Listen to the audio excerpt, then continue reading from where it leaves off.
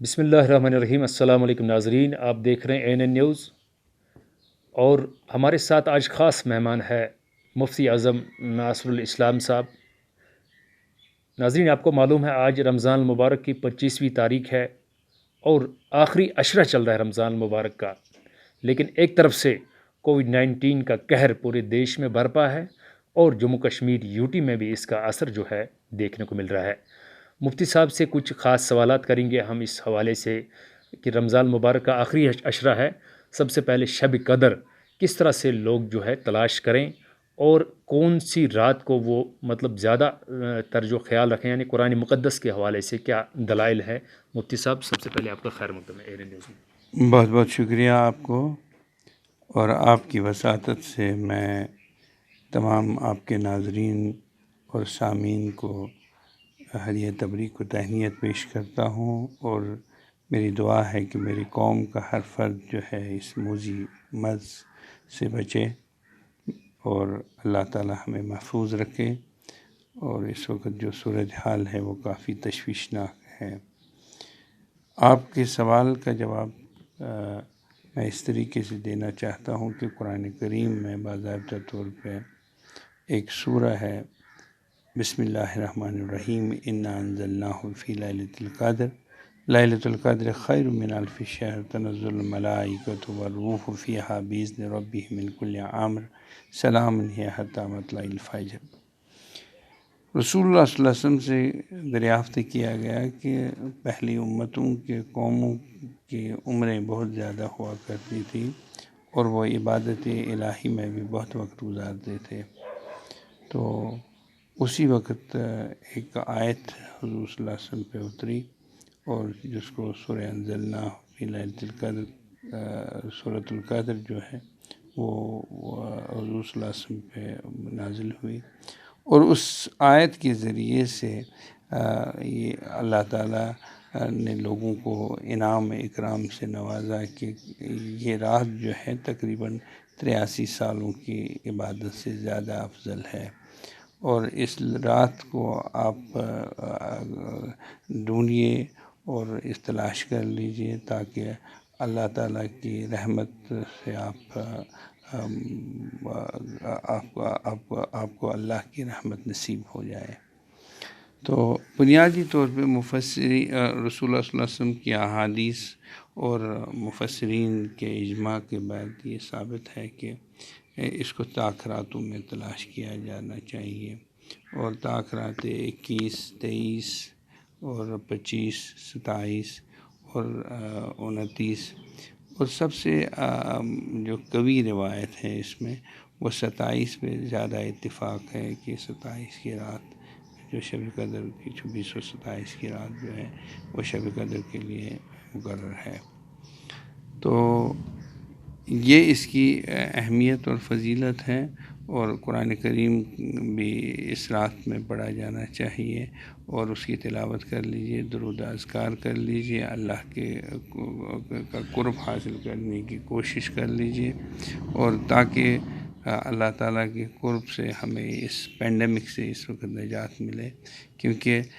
میں نے آپ سے پہلے بھی کہا کہ بنیادی طور پہ دوا اور دعا دونوں ضروری ہے۔ دوا کے ذریعے سے احتیاط کیا جا سکتا ہے اور مرض کا علاج کیا جا سکتا ہے، لیکن چونکہ یہ آسمان سے یہ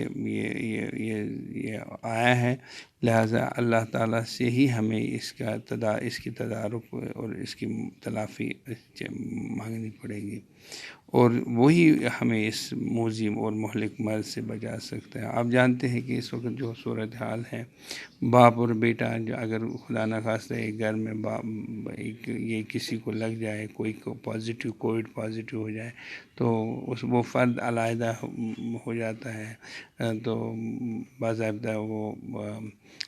کوارنٹائن اپنے آپ کو کرنا پڑتا ہے اس کو۔ اگر خدا نخواستہ اس کی موت آ جائے تو اس کے بعد اس کے گھر والے بھی، حالانکہ اس کے عزیز و اقربا بھی اس کے قریب نہیں جاتے ہیں، ڈرتے ہیں، خوف زدہ ہیں لوگ، اور جو اس وقت ہندوستان میں ہم دیکھ رہے ہیں کہ جس طریقے سے شمشانوں قبرستانوں میں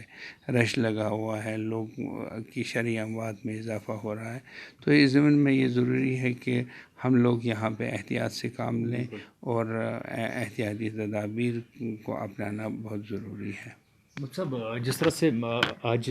بات چلے گی مطلب اس حوالے سے کہ صدقہ فطر کے حوالے سے، صدقہ فطر کی تفصیل بتائیے آپ کس طرح سے، اور کون ہے مستحق اس کا، اور کتنا آپ نے مقرر کیا ہے؟ دیکھیے، صدقہ فطر کے بارے میں نے آپ سے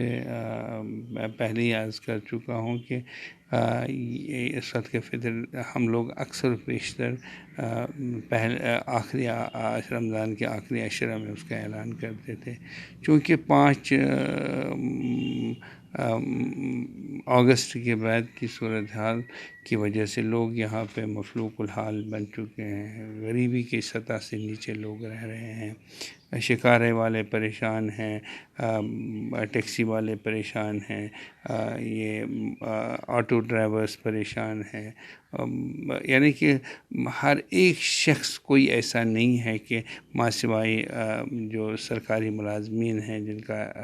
گزارا بڑی مشکل سے چلتا ہے، ان کے بغیر جو جتنے بھی لوگ ہیں، جتنے بھی چاہے وہ دکاندار ہے وغیرہ ہیں، وہ اس وقت بہت ہی قسم پرسی کی حالت میں۔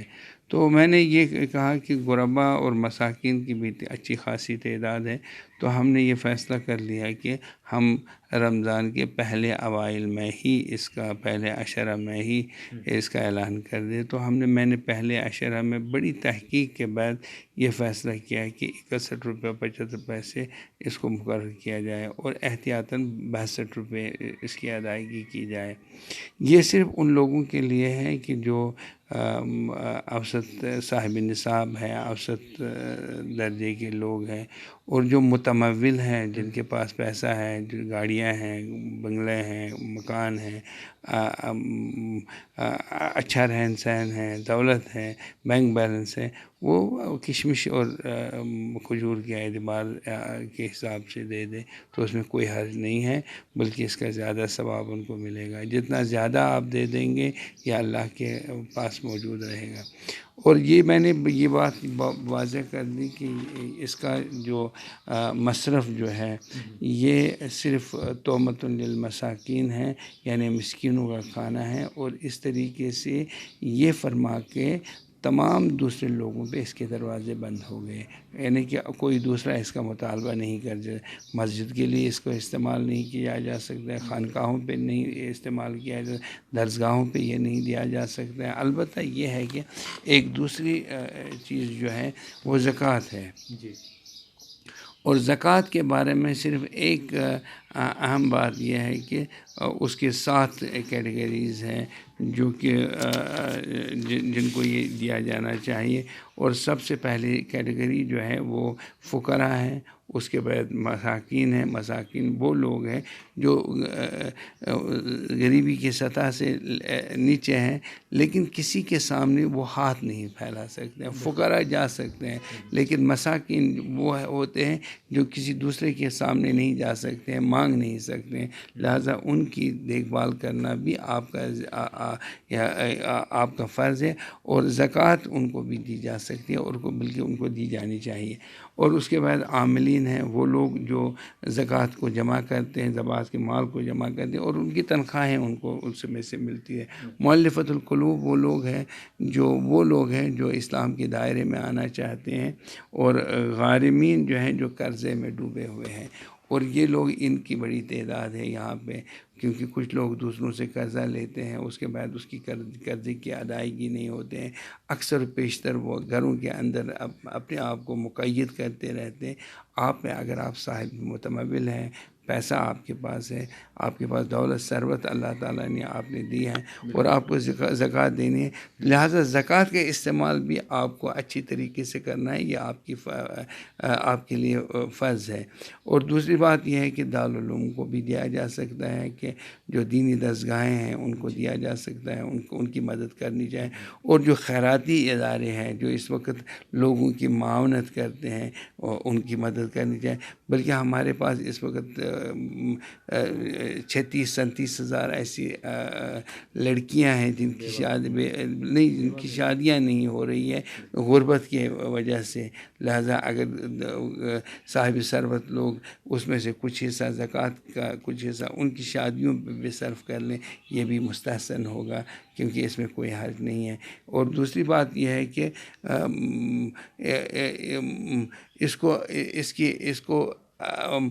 اس کا استعمال بھی اس طریقے سے کیا جانا چاہیے تاکہ یہ آپ کی شہرت کا باعث نہ بنے، بلکہ آپ اس کو خاموشی سے دے دیں. مدد کے لیے جائیے، خود انتخاب کر لیجیے کن کو دینا ہے. جو آپ کے پہلے آپ اپنے رشتہ داروں کو بھی دے سکتے ہیں. البتہ وہ جو ہیں جو باپ کی طرح اس نسب میں سے جس میں سے آپ ہیں اور یا پھر جو آپ کے نسب سے ہیں تو ان کو نہیں دینا جائز نہیں. صاحب آخری سوال آپ سے جاننا چاہوں گا جو ناظرین کے لیے بہت ہی اہم ہے. عید الفطر آنے والے کچھ ہی دن رہ گئے ہیں، عید الفطر آنے والے، تو کیا میسیج ہے آپ کی، پیغام کیا ہے قوم کے لیے، پوری جموں کشمیر یوٹی کی قوم کے لیے؟ کیونکہ ایک طرف سے کووڈ-19 کا قہر برپا ہے، دوسری طرف سے مسجد میں بھی جانا ہے، نماز بھی پڑھنی ہے، تو کس طرح سے ایک میسیج ہے؟ سب سے پہلے میں یہ زکوٰۃ کے حوالے سے ایک بات کہنا چاہتا ہوں کہ شاید میں بھول گیا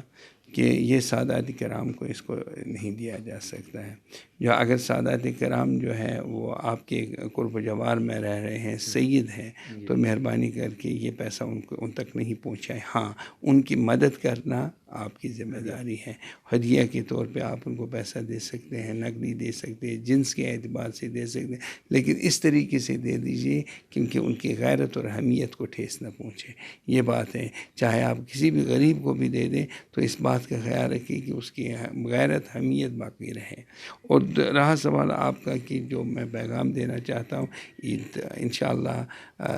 رمضان ہم سے رخصت ہو چکا ہے، اور لیکن رمضان کی رخصتی کے ساتھ ساتھ ہمیں اپنے آپ کو یہ پابند بنانا ہے کہ ہم صلوات کا اپنے آپ کو پابند بنائیں اور معاملات درست کر لیں، اور اللہ سے ہی ہر صورت میں اس سے مدد طلب کر لیں. جب بھی کوئی مسئلہ ہمارے پاس ہو تو اس میں اللہ رجوع اللہ کریں. تو یہ ضرورت اس بات کی ہے.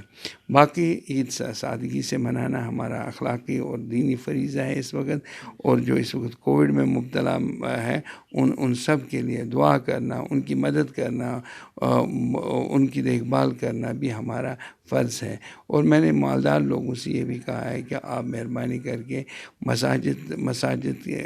کے قرب و جوار میں یا مساجد کے اندر ایک بیت المال مقامی سطح پہ ایک بیت المال کی کمیٹی تشکیل دیں، اور اس بیت المال کی کمیٹی کے ذریعے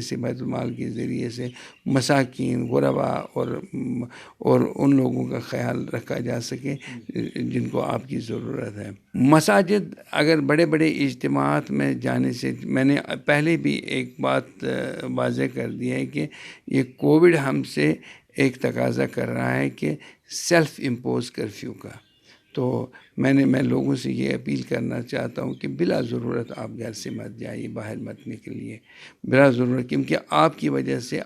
کیونکہ دوسروں کی وجہ سے ہو سکتا ہے کہ آپ کی جان کو خطرہ ہو، یا آپ کی وجہ سے دوسرے لوگوں کو خطرہ ہو. تو اس ضمن میں احتیاط ضروری ہے. احتیاط سے کام لیجئے، باہر مت جائیے، جب ضرورت ہو تبھی جائیے. اگر نماز آپ مختصر طریقے سے مسجد میں ہو سکے تو پڑھ لیجئے، ورنہ گھر میں ہی پڑھ لیجئے. یہ ضرورت اس بات کی ہے، کیونکہ اس وقت ضرورت اس چیز کی ہے کہ ہم لوگ اپنے گھروں کے اندر عبادت کریں اور اللہ تعالیٰ سے مدد حاصل کر لیں. اور میری یہ دعا ہے آخر میں کہ اللہ تعالیٰ ہم سب کا حامی ناصر ہو، اللہ تعالیٰ ہمیں اس مصیبت سے نجات دیں اور میری قوم کے ہر شخص کو، ہر فرد کو محفوظ رکھیں. یہ تھے مفتی اعظم جموں کشمیر یوٹی ہمارے ساتھ بات کر رہے تھے، مفتی ناصر الاسلام صاحب، جنہوں نے صاف طور پر واضح کیا ہے مطلب آخری عشرے میں شب قدر تلاش کر رہا ہوں، اس کے بعد صدقہ فطر کی ذکر ہوئی ہے، کس طرح سے کون لوگ اس کے مستحق ہیں، اور اس کے بعد جو ہے ایک بڑھیا پیغام اور اچھا پیغام ہے لوگوں کے لیے عید کے موقع پر، عید الفطر کے موقع پر، کہ سوشل ڈسٹنسنگ کا باضابطہ طور خیال رکھا ہے۔ حالانکہ اسلام ایک تقاضا کر رہا ہے اس وقت کہ ہمیں یہ چیزیں کرنی چاہیے اور اس سے کوئی بھی دین کے اندر کوئی بھی خلل نہیں پڑ سکتا ہے، مفتی صاحب کا یہ کہنا ہے۔ تو پوری طرح سے ان کے ساتھ ہماری بات ہوئی، انہوں نے پوری طرح سے امت مسلمہ کو یہ پیغام دیا عید الفطر کے موقع پر کہ سب سے پہلے ان کو اپنی جان اور اپنے پڑوسیوں کی اور اپنے دوستوں کے، اپنے اقارب کی اس کا خیال رکھنا ہے، تب جا کے ہم کہیں نہ کہیں یہاں پر کامیاب ہو سکیں۔